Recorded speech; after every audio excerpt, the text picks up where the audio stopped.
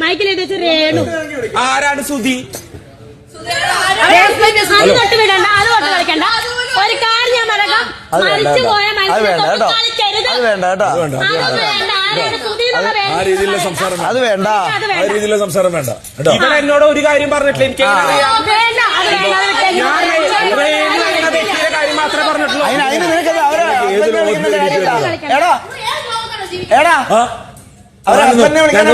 ഇവിടെ ആരെ കുറിച്ചൊന്നും എനിക്കറിയില്ലേ.